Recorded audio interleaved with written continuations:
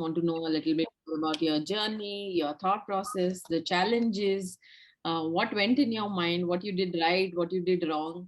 So focus is about your journey and get to know more about what you went through and more around that. So cool. Sure. Sure. So I did my engineering from NIT Trichy, and post that I jumped straight into a marketing-oriented role because after my final year, I realized that that's what I wanted to do. I wanted to pursue management, and I didn't want to really wait uh, before I get to know more about the field and figure out what in management I want to pursue it per se.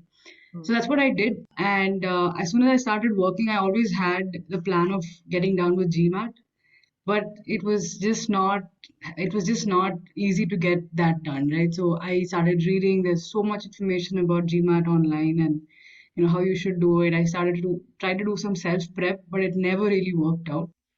And then just within 1 year, the pandemic hit, and I thought I was going to make use of the lockdown period, but that wasn't really working out for me either. So it was that phase where I knew I need to get this done first before I do anything else, before I look for MBA school, because this is the first priority. Around that time, I came across Arun Sir's campaign from CrackVerbal for the Mission MBA 2021. So I felt, okay, there was a series of videos and I watched all of them, and I don't know what it was. It was a certain vibe, which was really motivating. It gave a goal for a year, and everything was very well chalked out. And I felt, okay, let me just try this out. And that's what I did. And I think that was one of the best decisions I took because I was just getting overwhelmed with self prep was really not happening because there was just no time. I always felt at least after getting done with work. So I signed up for this, and the initial period was definitely getting done with GMAT and then the rest of the things. And so I started, like, I think the Jan Feb, I was seriously into the classes. And what really helped were the verbal classes, I would say, because quant, I mean, at least in terms of concepts, I think it was just about brushing up and looking at the advanced questions.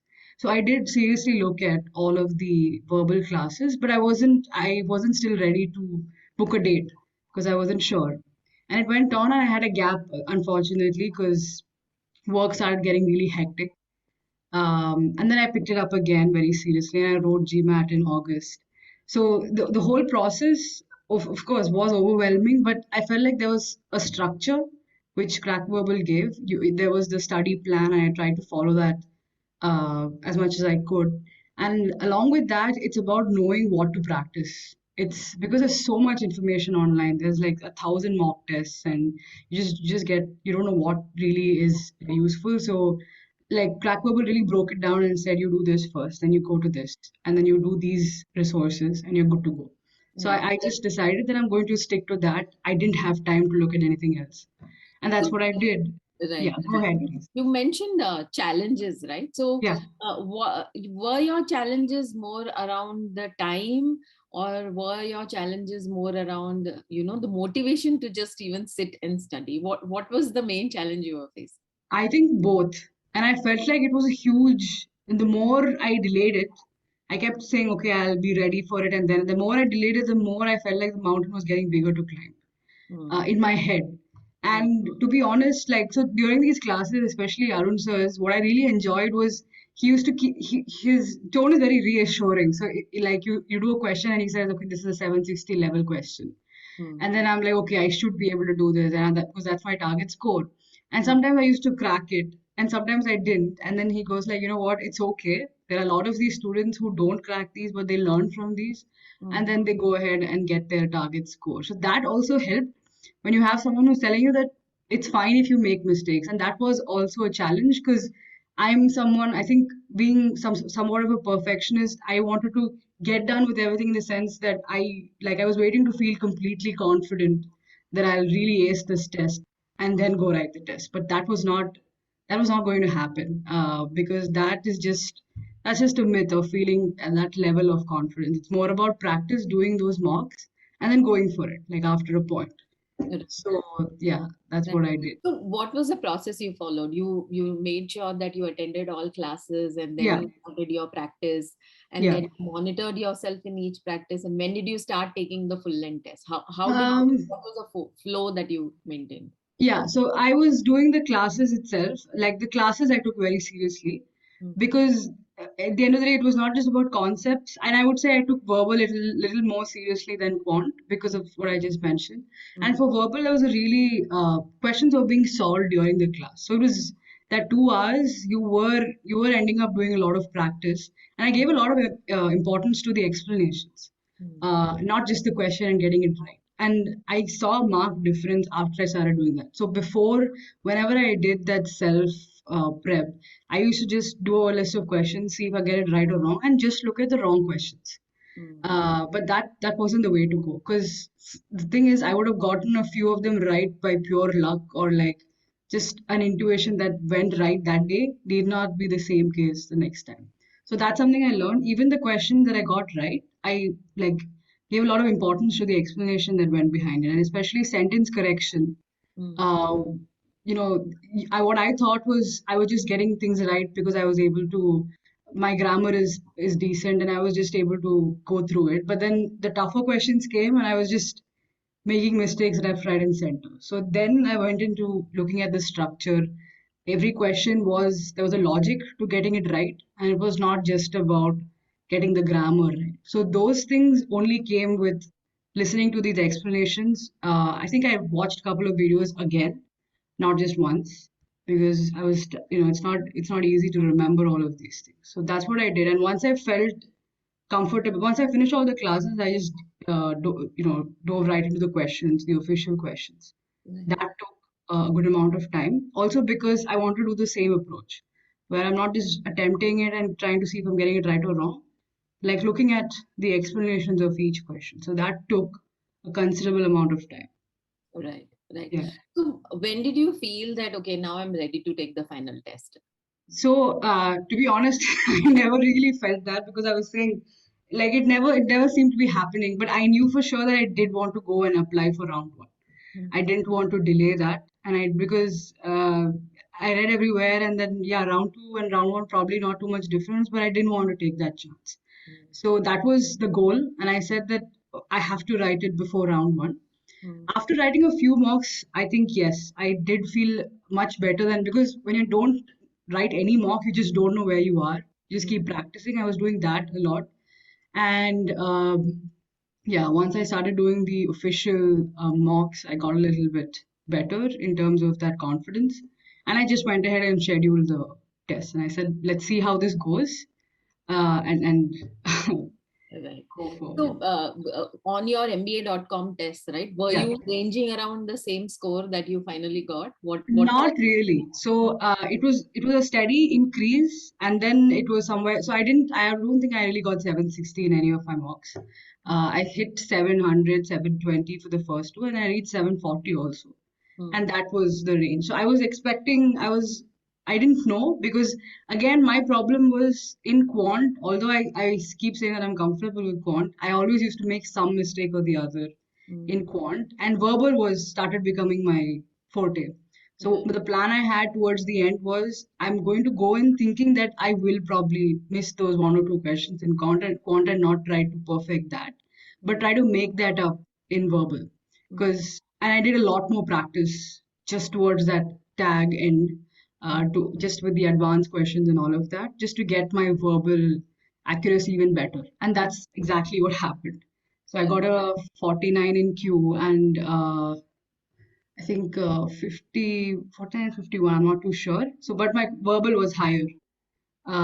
So yeah, 45, sorry, 49 and 45. Wow, 45 is awesome. It's almost Yeah, like 96th percentile on verbal. So yes, that's really great. So did you take the online version or the offline version? the offline. I Off- was more comfortable with Okay, the so what was the feeling when you saw that score on the screen? shock. Shock and like yeah, relief I think because to be honest, first was relief that I was finally done. That mountain I finally crossed and I didn't have to think about this test again. That's like a huge sense of relief. And also, yeah, I don't think I was really expecting a 760. So I think that last period where I decided that I'm going to make use of that verbal, accuracy more, that Mm. really helped because I let go of getting everything right in quant, Right. and that, yeah, I think that really helped during the test as well. Right, right. So Yeah. I remember speaking to you after you took your test, and you were looking at where to apply and which region to apply. So what was on your mind? Like, did you already think that okay, India was one region that you wanted to apply, or you wanted to explore US, or what were the geographies that you had in mind that you felt you were more comfortable with applying to? Yeah.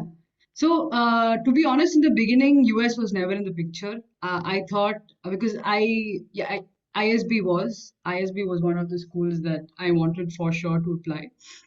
And the other, my thinking was also that I wanted to be closer to home and not too far. Mm, So didn't really look at a lot of schools in Europe. And so it was mainly, I think initially it was just down to India, ISB and Singapore probably. mm, But then with more research, and with what I want to do post MBA, we also spoke, and US came into the picture. But of course, even when I was applying, I knew that without any financial aid, I probably wouldn't choose that option because it's unbelievably expensive, and so that was always there. But I thought, I should just give it a shot, and especially with the score, I think after there was a difference in thinking before and after the score. mm. So after the score, I thought, okay, maybe I should not restrict myself too much and kind of see what might happen. And yeah, that's why I thought of applying to a couple of schools in US also. Right. So Yeah, you also, CrackVerbal also was part of your journey for your admission consulting yeah, yeah. process. So what made you pick CrackVerbal for help for admissions? I think exactly this. So because like I told you, right, I started thinking of GMAT. Thinking was always happening after I graduated, but I just never got to it. And I really feel that Crack Bubble played a really important role in me getting things done. Getting GMAT out of the way. So that trust, I didn't want to go through the whole process of, first of all, I didn't want to go through the process of finding other people, and I did speak to a few, and what I want to say is the difference I saw is, a lot of people just outright discouraged me from applying this year. They said, whether you have 760, which is great, but you're not going to really crack a lot of schools because you're young. You just have 2 years of experience. But I spoke to Crack Verbal, and I didn't really get that sense. There was a little bit of more positivity, to be honest. And I thought that's first of all, you need to go in with that thinking that this might happen. Mm. So yeah, I think there was no second thoughts there. As soon as I was done with this, and I got those emails saying that there's admissions consulting too, I just went for it as well. Perfect, perfect. Yeah, So tell me more about your, with the GMAT, you did a little bit of self prep and then you moved on to, taking professional help. But when you started with your, writing your essays, especially, yeah. was it how you thought it was? As challenging as what you thought it would be, or was it easier or was it more difficult? How was it for you? So, I won't say more difficult because GMAT at the end of the day is an exam, but it was definitely a lot more harder than I thought. I thought that once I'm done with GMAT, it's going to be a breeze after this. I just have to select a couple of schools, write a few essays, and that's it. But it was a different journey after that. First of all, selecting the schools in itself became like a huge task. And after that, each essay, some questions are so open ended. I just didn't know where to start. Like, how do I make this sound right, and how do I talk about myself in the best way possible? So that was really daunting.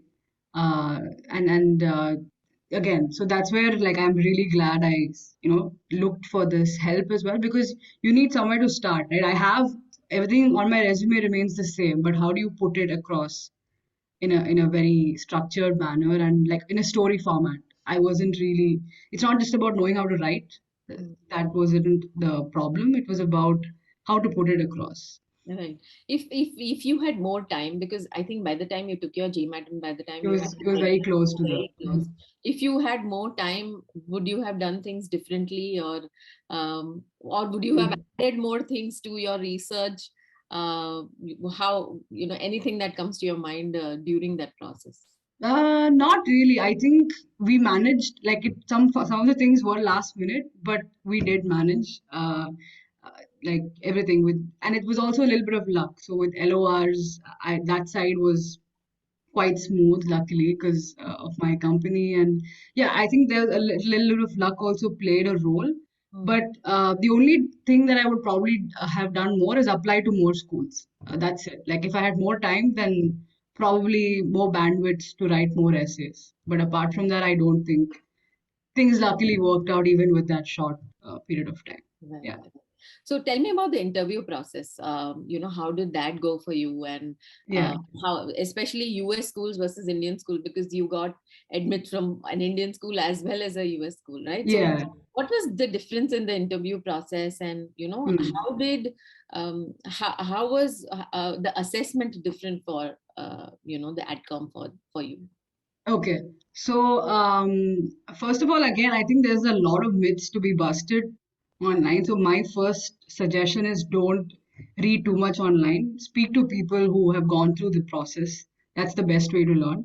Because, again, same thing, right? For my ISB interview, I was reading up. There's so much information on GMAT Club. There are these interview debriefs and a lot of people commenting on how panelists are and stuff. And I got scared, to be honest, because some people have written that it's really daunting and they really test crazy things which and they make you feel very agitated during the interview and all of that. But of course, there were other debriefs that also said otherwise. So it was a little confusing. But I went ahead with I did a couple of mocks also. So that gave me the confidence that it's about knowing yourself and how to talk about yourself when questions are posed. I think that is the first thing that's being checked. So I went in with that attitude, thinking that at least whatever is asked based on why I want to do MBA or what I'm going to do post MBA, those things should be sorted and out of the way. And Mm. luckily, I think so I got a panel from, so the panelists were all abroad.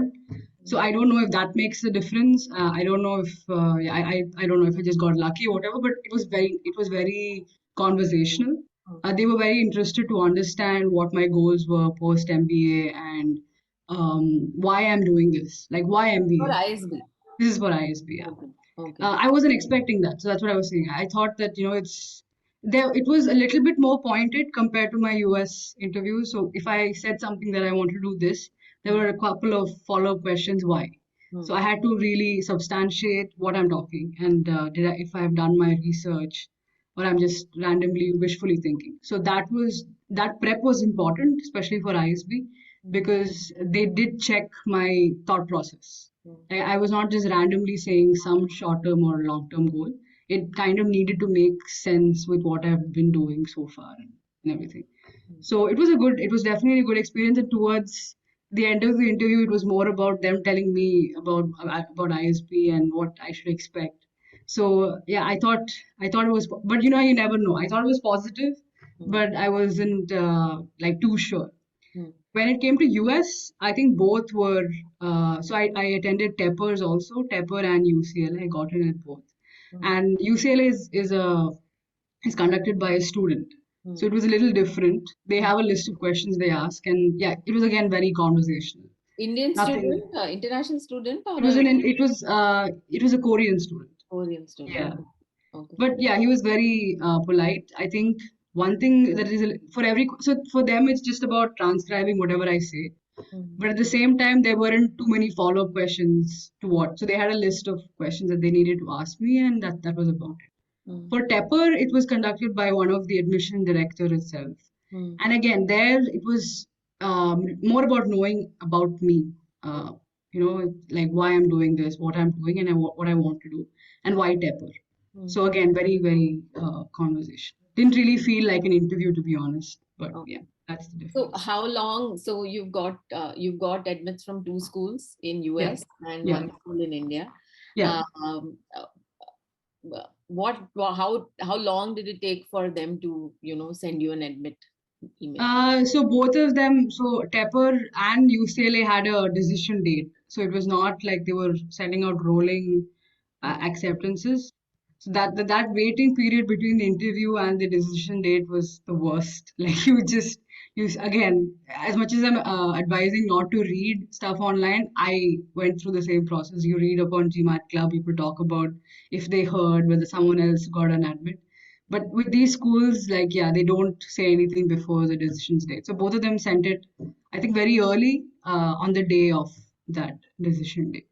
They Awesome. both called me and said it, and ISB sent me an email. Right. Awesome. So now what? Yeah. Now, the Good decision problem to have. between, Good sorry? problem to have. It's a Yeah, great yeah, of problem course, to of have. course. But yeah, so what have you thought through and what? For me, yeah, so definitely a tough decision, but what I've tried to do is decide based on what I want to do post MBA and like the best opportunity that I could have.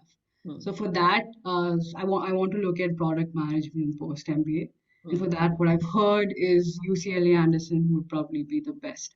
And the good thing is they've also offered me a decent scholarship yeah, of 100K, and you also get access to the Forte community, which right, is great. So right. I've accepted their offer, UCLA Anderson. Right. Yeah. Awesome. Awesome. So I think, it's almost like 1 year off. I think that's how the scholarship has worked out for you, right? Yeah.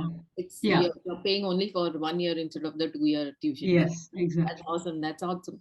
Congratulations, Reshma. So very, very happy for you. Uh, Thank you. I Thank you. remember, first time when I'm talking, when I spoke to you, it was like somebody with just 2 years experience, Yeah. very, at a very nascent stage of Yeah. understanding what it takes to apply. And, now you're at maybe just 6 months later, I would say, with three admits on hand and a very Yeah. clear thought process on what you want to do next. I'm very, very happy for you. Thank you. Thank you so much. Congratulations. And what next? What are you planning to prepare for this? Because I think you have at least 6 months now to Yeah, I plan this do. out too. So, what are you planning to do? Have they sent you something that you have to prepare on? What's Right. happening? Yeah, they do have a list of things. It doesn't really start full swing till Feb, Hmm, but they have a couple of pre MBA courses, just refresher courses before joining MBA. And I think they are big on networking, so they're like get to know your cohort before you come here. hmm, So a lot of things. So those are. The good part is it's very clear as to what they expect us to do before the MBA. I know that there are people who try to do I think a pre-MBA internship and so on and so forth. So there's a lot of things, a lot of possibilities again. I need to zero down on what is best for me in the next 6 months and then work on that. right, beautiful. So, have you been to US before? No, this is the first. This So is gonna be I the have first. been to the UCLA campus, Oh, and is it? you will Okay. love it. You will love it. The Okay. entire, the energy around the campus, because it is like a student university. Hmm. The whole Hmm. thing, right? The libraries and the whole facade of, because UCLA is inside the Yeah. Anderson is a Is building. inside the, yeah, yeah, So it's just so beautiful. You'll just want to study and just sit outside and study all the time. So I'm yeah, sure you will enjoy your time there. So, uh, yeah. all right. So, congratulations once again. And thank you so much for giving me time on a Saturday. Sure, sure. Thank you. I'm glad to do this, and a big thank you to the CrackVerbal team because Thank just you like so you said, in a matter of 6 months, things have really changed, turned around for me. much. Right, right, right. Yeah, So, yeah. So, I remember talking to your dad too. So, I'm sure yeah, you're a happy man. yeah. Of course, of course, of course. All right, cool. Thank you so much and Thank all the you. best. And let us know if you need more any other help. Would be happy to help. For anything. And Sure. thank you for choosing us to be part of Yeah, your journey. Happy, happy. definitely. Thank you. Thank you so much. Yeah. Thanks, Reshma. Bye bye. Bye Take care. bye.